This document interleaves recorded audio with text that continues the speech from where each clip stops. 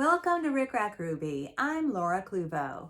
Today we will be making this angel Christmas ornament from supplies that I purchased from Temu, T-E-M-U. Temu is an app where you can find craft supplies at very good prices. She's fun and easy, so let's get started. Okay, I've given in and I've placed my first 2 orders from Temu.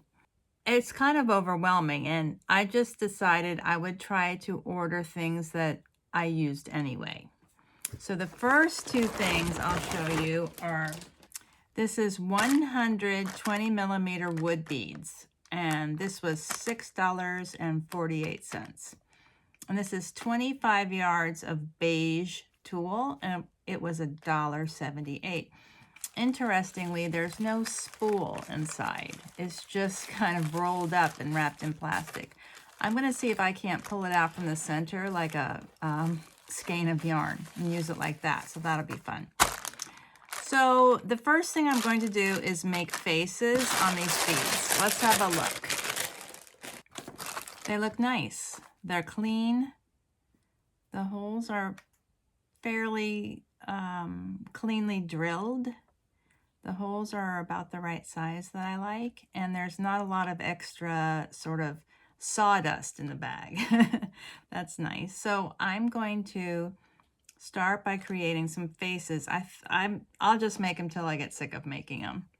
Of course, I'm going to use my wood burner, and I feel like it's been a long time since I demonstrated the Rick Rack Ruby face. When you're holding the bead, hold it, so that the hole goes up and down. Then I try to find a smooth side. I think this is the most smooth, and just touch, oops. And then, okay, so let's just say I made a mistake there. Then I'll just spin it around to the other side so I don't waste the bead. And sometimes, you have to throw them away. That looks good. So I'll continue to make the eyes.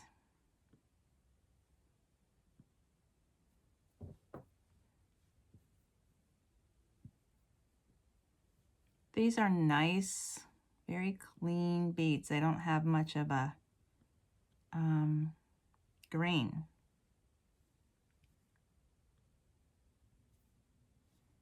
There we go.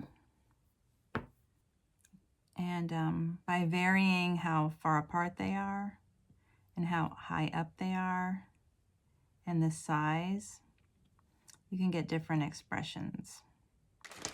So I actually started about 50 faces.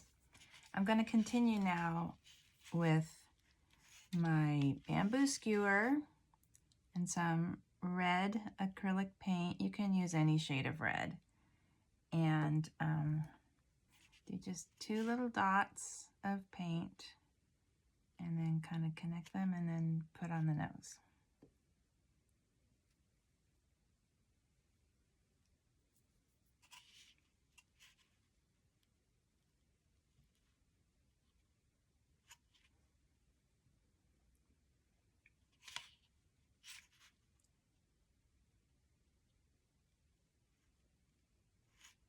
That nose is too big.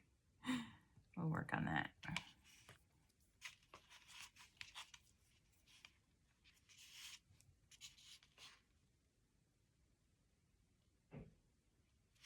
That's better.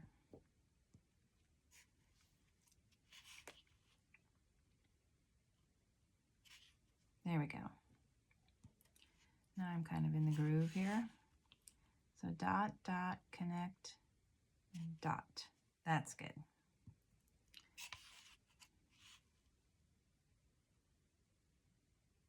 Oop. Just, I haven't made these for a while. The nose is a smaller dot than the lips. Just a little baby dot.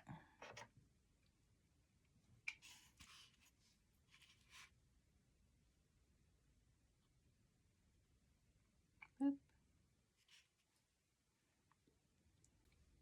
Now I'll add some little details with this marker. It's a Pigma Micron 01 The color is brown. I usually just add a couple of eyelashes here and there. 2 on the top, 2 on the bottom, and then eyebrows. I place the eyebrows kind of far apart. I feel like that gives her sort of a little quizzical look. And doesn't take long. I'll do a couple more.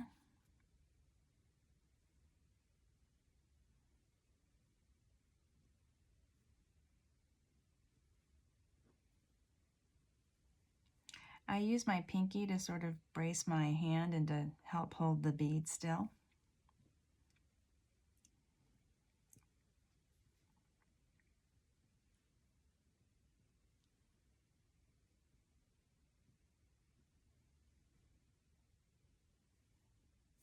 I tend to always draw the eyebrows from the inside out so that the line is a little heavier toward the center.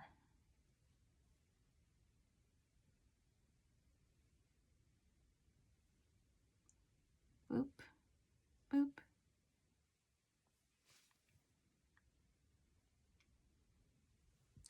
As I was working with these beads, I realized that some of them are not completely round.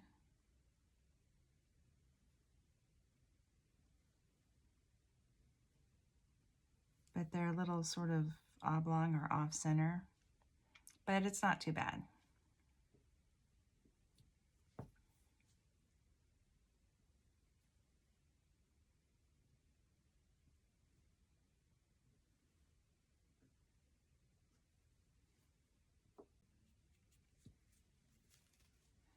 So I'm adding the blush with a cotton swab.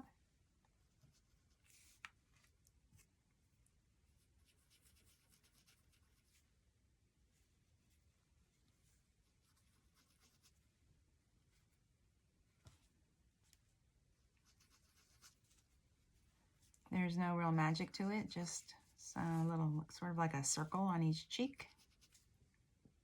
And then when the cotton swab starts getting like that, I usually switch to the other end.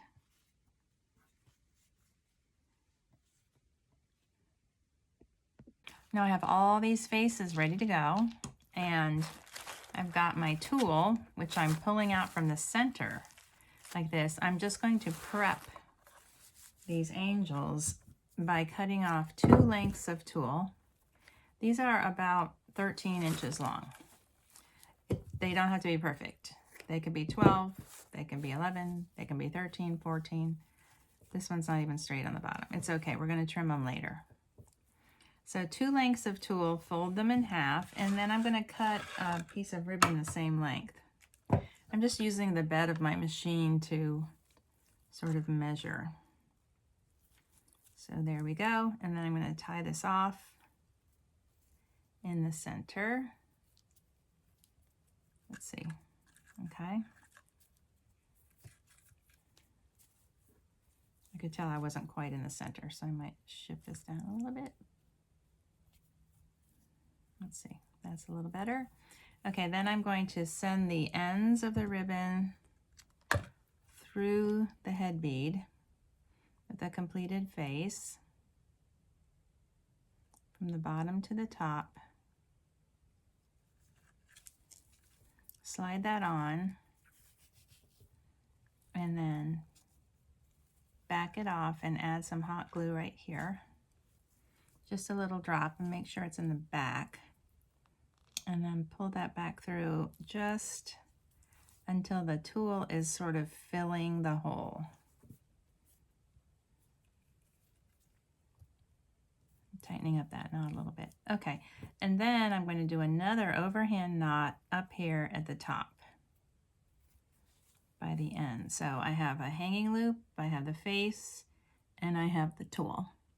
And I'm just going to keep going with this tulle until I run out, and we'll see how many I get done with. I think it was 25 yards of tulle from my Temu haul.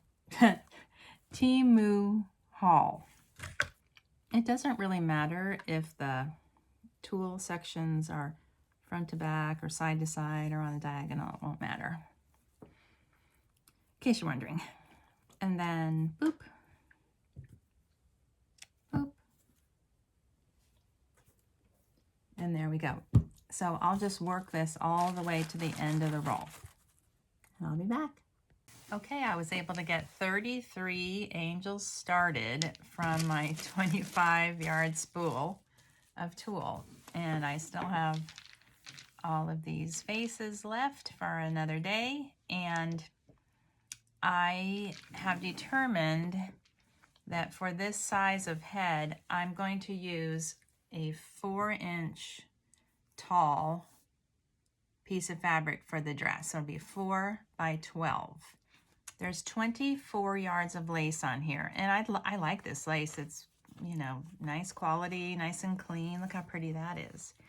And there's, I think, 12 varieties, and there's 2 yards of each on this card. This one, I'm going to call this the star trim. It's a little wide. There's 5 yards, and this was $11.48. Not only do I like the lace, but I also like these individual stars, and I thought that I could maybe cut those out and use those for little embellishments. And then finally there's this one, which is all sort of neutral, natural colors, but they're all different. And this is 45 yards. I don't really know how it's divided up, and it was $11.69. This is nice, good quality lace, and there's a lot of variety. I'm sure it's hard to tell because they're all a similar color, but you know, this one, that's the same, a little bit wider. They're, you know, I think maybe the narrowest is maybe ½ an inch, and then the widest is probably over an inch. So anyway, there's lots and lots to work with here. And I'm going to get started in, you know, cutting a couple of dress pieces and then embellishing them with these laces. And I'll be back. This is the fabric that I have selected for the dresses. I'm going with something very neutral because I want to do something fun with the wings. So I'm going to cut each dress 4 by 12, and then I'll embellish the dresses with these different laces. I'm not sure exactly yet, but we'll figure it out as we go, and we'll see how it see how it looks. Here's my 4-inch strip of fabric. I folded up 1/4 inch to the inside like a little hem. I know there's not enough contrast between my working surface and my fabric, but I hope you can see that. And I have chosen this lace with a little bit of gold metallic for the hem. So I'm going to just line this up. I think this is the right side. On the top, along that folded edge, and I'll attach this with a zigzag right along the hem. You don't have to be a perfectionist when you apply this, because this is going to be gathered up, and if it's not perfectly straight, it's not that important. I'm going to hem up this back seam now with a 1/4 inch seam allowance. There's my seam, and I carefully matched up the lace whenever I was pinning that seam. I forgot to show you that. Anyway, I'll turn that right side out, and here's one of my, you know, the angels that I started with the head and the tulle. And I'm going to gather this up along the top edge and then insert this and pull it tight around her neck. I'm using a double strand of quilting thread, and I'm securing my thread in the seam allowance here. And then I'm just going to gather it up about 1/4 inch from the top edge. I'm going through a single layer of fabric.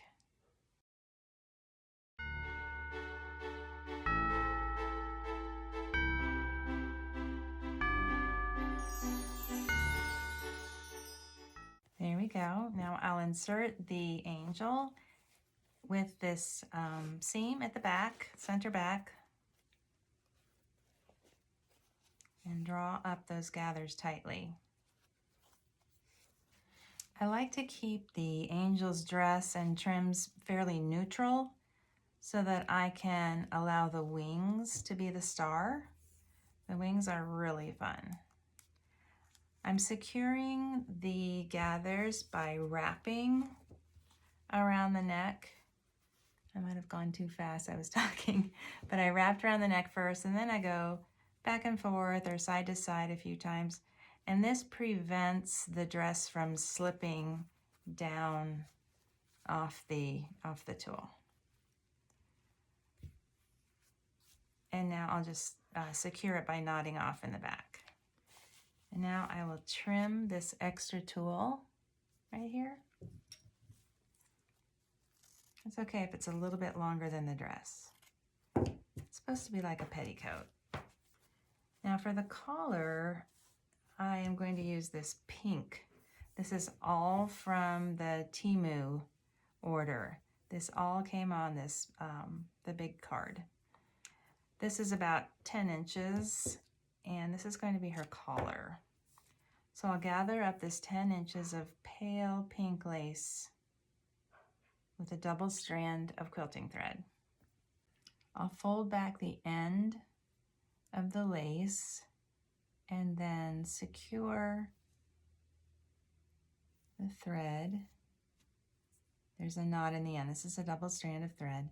And then I'm just going to gather up the top by going through those holes in the header. I am not concerned about counting, going over one, under one, or anything. That's too much trouble. Just try to take small stitches and, you know, stitch along from one end to the other.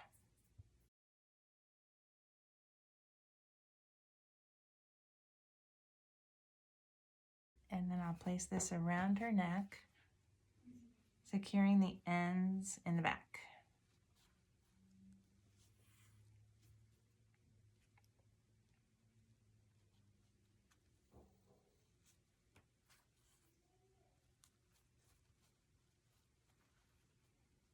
I'm not too worried about how neat this is in the back because the wings will cover this up.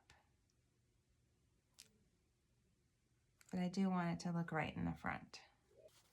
So I'm just making sure that the fullness is distributed evenly.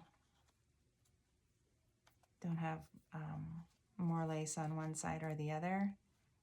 And then I'm going to secure it again by going through from the back to the front.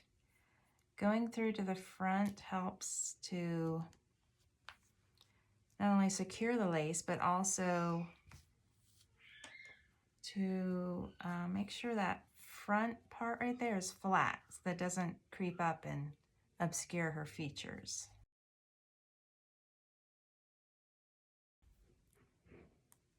And I'll secure the thread in the back. That looks good. Now let's do her hair. I have this yarn. It's kind of a textured yarn. I want to encourage you to use whatever yarn you have or whatever yarn you like. I did order some yarn from Temu for my next order. We'll see how it is, and perhaps I can recommend that.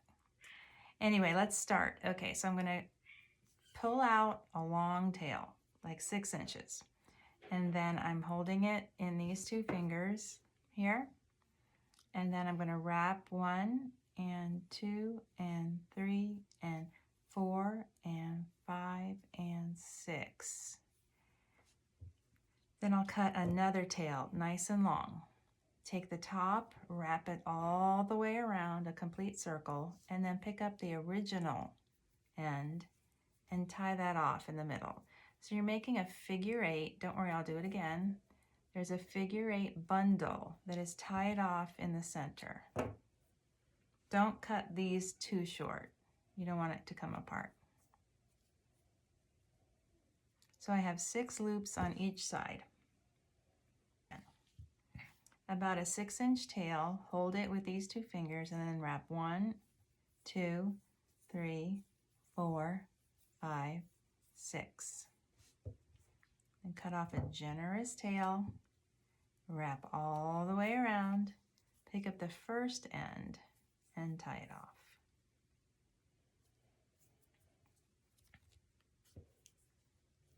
And then cut off these extra streamers, and there we have our second bundle. One bundle will cover the back of her head. I'm just going to squeeze out a penny of glue on the back of her head here. Like that, lots of glue. And then press the center of the bundle at the top of the head behind the hanging loop. And then press it into the glue to cover the back of the head. Try to get all the loops glued down. Don't leave them hanging like that. I just added some more glue there to make sure that all the loops were secure. That looks good. The back is not as important as the front. Then for the front, it's the same thing. I'll squeeze out some glue right here in front of the hanging loop, like that. And then I'm going to press the center into that glue. And then I'll style the hair by twisting these loops toward the back on either side and then securing them with glue. So twist and press into that glue. That looks good. And for this side, twist and press. There's the glue, and I'll twist and press. So there's the hair. And if you would like, more details on how exactly I do that, I have a video called Ruby's Hair Technique. Anyway, now let's do the halo. This is 20 gauge gold wire. I'm going to cut off about 2 inches, about like that. I like to wrap it around my thimble, but you can wrap it around a spool of thread or your thumb or anything. And then I'm going to apply some glue to each end, like that. And then I'm just going to press that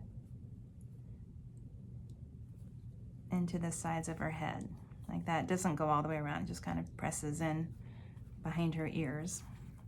That looks good. Now I'm going to tie some ribbon into a bow and put that underneath her collar. I'm using this 1/16 inch satin ribbon.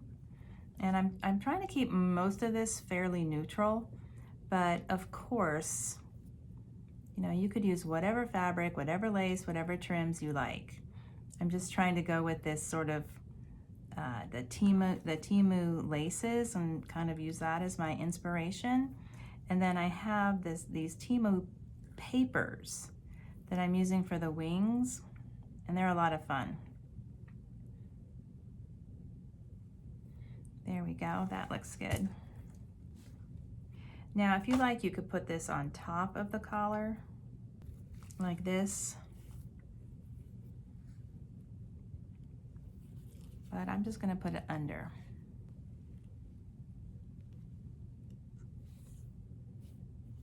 It's possible that you could get ribbon like this from Temu, but I just have so much of it. It didn't seem very practical to order more. Now, I also got these flowers from Temu. These are, one of my favorite craft items my whole entire life. I've always loved using these little paper forget-me-nots. They're just very nostalgic for me. I'll look them up and see exactly what they're called and how much they cost. I'm going to look for a white. I could use pink, but I think since I already have a pink lace collar, I'm going to use a white flower. Here we go, here's one. I'm just going to cut it off right below the flower. I don't really need any stem. And I'll add some glue here and just press that right beneath her chin.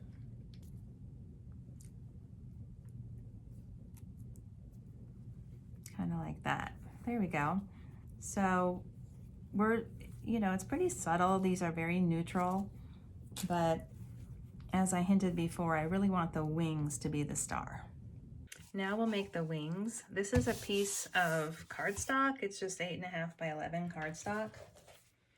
And here, this is a little pad of paper. These are sort of old-fashioned vintage floral papers, I guess. And I'm looking for pages that have a lot of pink.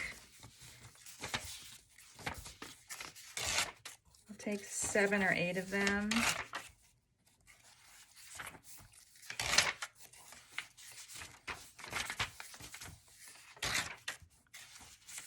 There's so many. They're all just really cute. Let's see. Like that one. I'm going to spread these out. This is just packing paper. I'm going to spread them out and spray them with adhesive.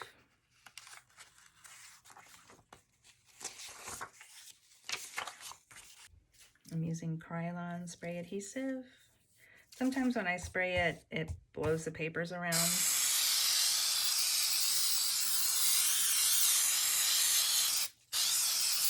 And I still have 2 more over here.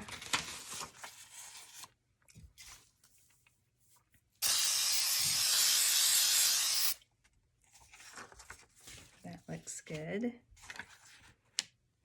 And they feel kind of like stickers. And I'm just going to, place them kind of randomly. I'm not worried about the direction. I'm not even looking at them. I'm just picking them up and turning them over.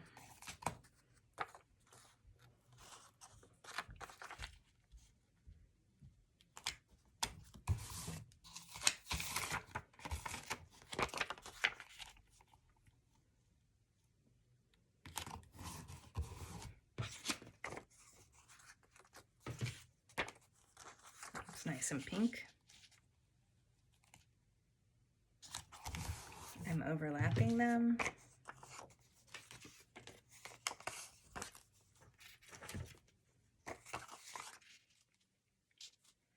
And I don't like these straight edges, so I like to just tear little strips and kind of cover up those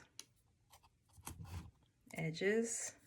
Oops, this one still has an edge.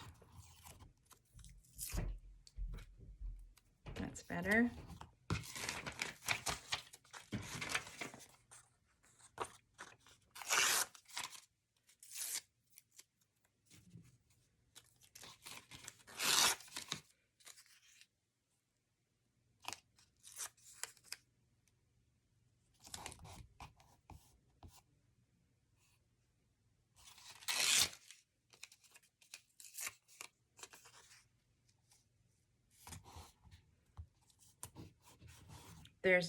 I'm not using any sort of a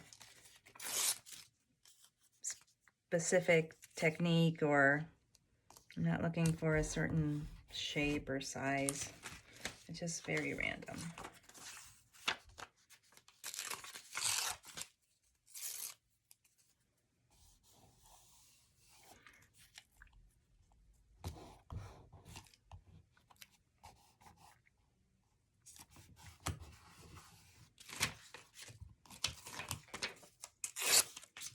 This is really very fun. I don't really do scrapbooking, so I don't do much with paper, except that I do make my wings from paper.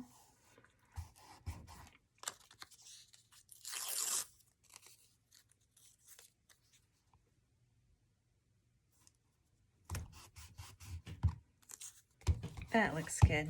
So here is my completed 8.5 by 11 cardstock that's covered with this rumored flower letter, it's called. This is my die cutting machine, and this is my die. It's a scallop circle. It's about 4 inches in diameter, and this one is from Spellbinders. You can just use a regular circle if you like. I can get 4 of these from my paper, but I have a lot of wiggle room, so I try to find, my favorite little section of the paper. I'll do one up here in this corner. It's going to have a lot of variety. So here is the shape, and I'll cut a few more. Here are my 4 pieces.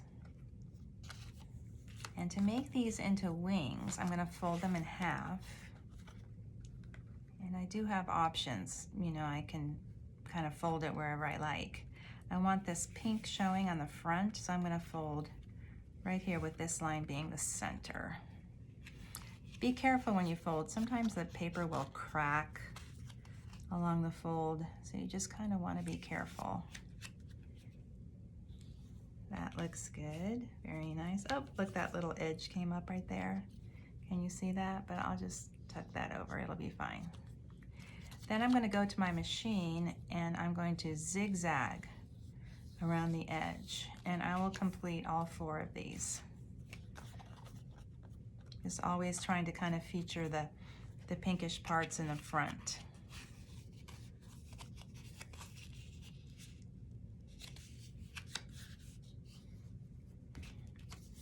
So that could be the front.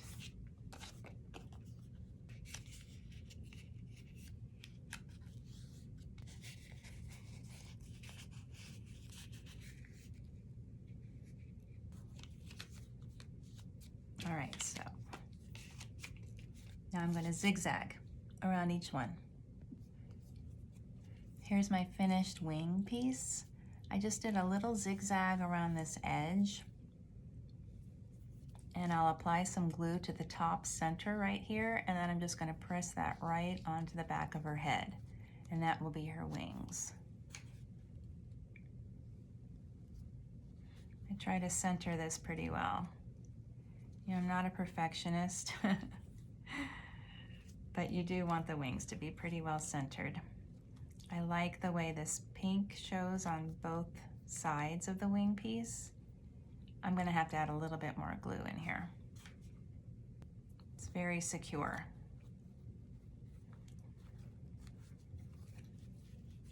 Now, I'll tell you, it's really such a fun project, even with these limited supplies, because I can pull maybe the purple flower or the blue, and then when I'm making the wings, I can pull out the papers that have a purple color or a fuchsia or a blue, and I can make them all coordinate. I also got some ribbon. It's velvet ribbon. I haven't used it yet, but I think this would also be fun to use for the bow. Thank you for watching my tutorial. If you're enjoying my videos, please like, share, and subscribe.